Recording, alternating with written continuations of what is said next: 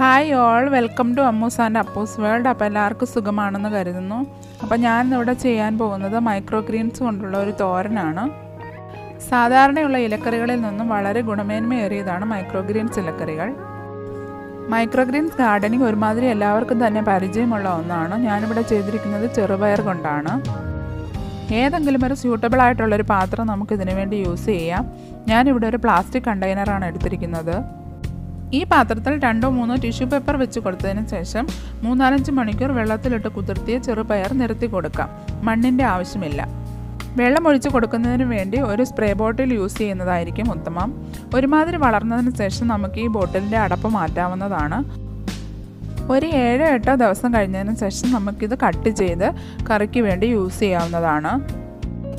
അപ്പോൾ നമുക്കിനി ഇതൊന്ന് കട്ട് ചെയ്തെടുക്കാം.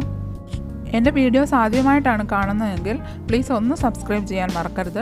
അതിനടുത്തുള്ള ബെൽ ബട്ടൺ അമർത്തിക്കഴിഞ്ഞാൽ നിങ്ങൾക്ക് എൻ്റെ പുതിയ വീഡിയോയുടെ നോട്ടിഫിക്കേഷൻ കിട്ടുന്നതായിരിക്കും. അപ്പോൾ നമുക്കിനി റെസിപ്പിയിലേക്ക് പോകാം. ഇത് കട്ട് ചെയ്തെടുത്ത് നന്നായിട്ട് വാഷ് ചെയ്ത് ചെറുതായിട്ട് അരിഞ്ഞെടുത്തിട്ടുണ്ട്. ഇനി നമുക്ക് കുറച്ച് തേങ്ങ, 2 അല്ലി വെളുത്തുള്ളി, 1/4 ടീസ്പൂൺ ജീരകപ്പൊടി, 1/4 ടീസ്പൂൺ മഞ്ഞൾപ്പൊടി, ആവശ്യത്തിന് ഉപ്പ് എന്നിവ ചേർത്ത് വെള്ളമില്ലാതെ നന്നായിട്ടൊന്ന് അരച്ചെടുക്കാം. ഇനി ഒരു പാൻ അടുപ്പത്ത് വെച്ച് നന്നായി ചൂടായി വന്നതിന് ശേഷം നമുക്ക് ആവശ്യമായിട്ടുള്ള വെളിച്ചെണ്ണ അതിലേക്ക് ഒഴിച്ചു കൊടുക്കാം.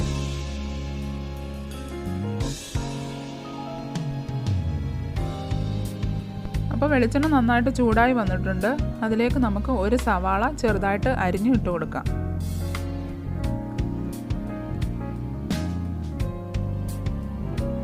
ഇത് നമുക്ക് ചെറുതായിട്ടൊന്ന് വഴറ്റിയെടുക്കണം. അപ്പോൾ നമുക്കിതൊന്ന് വഴറ്റിയെടുക്കാം.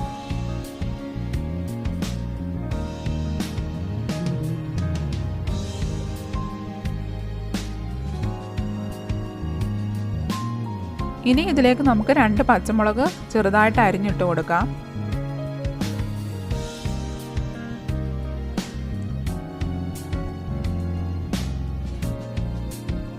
കുറച്ച് കറിവേപ്പില കൂടി ഇട്ട് കൊടുക്കാം. എന്നിട്ട് നന്നായിട്ടൊന്ന് ഇളക്കി കൊടുക്കാം.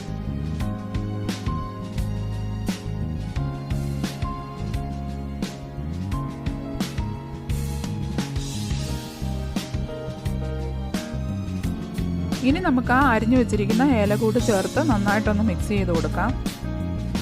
വെള്ളമൊന്നും ചേർക്കേണ്ട ആവശ്യമില്ല. ഇനി ഇത് നന്നായിട്ടൊന്ന് ഇളക്കി കൊടുക്കാം. ഇല ആയതുകൊണ്ട് അധികം കുക്ക് ചെയ്യേണ്ട ആവശ്യമില്ല. എളുപ്പം തന്നെ റെഡിയാവുന്ന ഒരു റെസിപ്പിയാണിത്. അപ്പോൾ നിങ്ങളെല്ലാവരും ഒന്ന് ട്രൈ ചെയ്ത് നോക്കുക.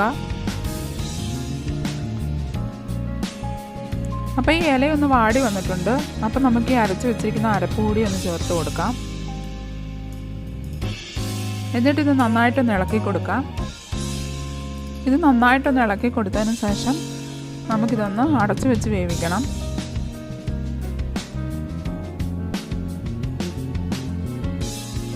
അപ്പോൾ നമുക്കിതൊന്ന് അടച്ചു വെച്ച് ഒരു 3 മിനിറ്റ് കഴിഞ്ഞതിന് ശേഷം തുറന്ന് നോക്കാം. ഇനി ഇത് നന്നായിട്ടൊന്ന് ഇളക്കി കൊടുക്കണം.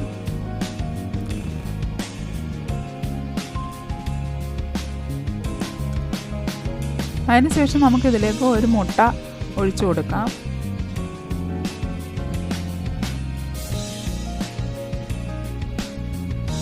ഇനി നമുക്കിതെല്ലാം കൂടി ഒന്ന് മിക്സ് ചെയ്തെടുക്കാം.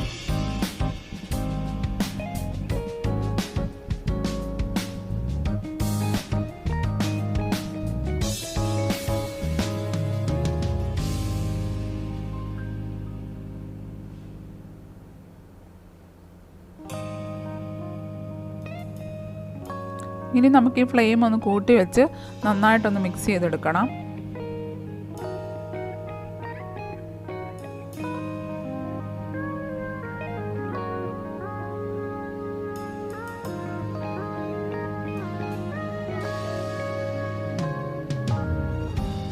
നിങ്ങൾക്ക് മുട്ട ഇഷ്ടമല്ലെങ്കിൽ മുട്ട ചേർക്കേണ്ട ആവശ്യമില്ല. പക്ഷേ വളരെ ടേസ്റ്റി ആയിട്ടുള്ള ഒന്നാണിത്. നിങ്ങളെല്ലാവരും തന്നെ ഒന്ന് ട്രൈ ചെയ്ത് നോക്കുക.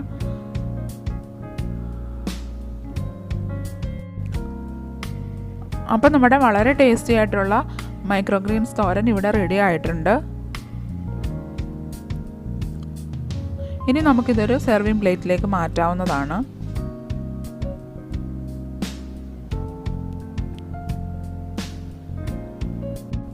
അപ്പോൾ എൻ്റെ ഈ റെസിപ്പി ഇഷ്ടപ്പെട്ടെന്ന് കരുതുന്നു. ഇഷ്ടപ്പെട്ട് കഴിഞ്ഞാൽ സബ്സ്ക്രൈബ് ചെയ്യാൻ മറക്കരുത്. സപ്പോർട്ട് ചെയ്യുക, ഷെയർ ചെയ്യുക, ലൈക്ക് ചെയ്യുക.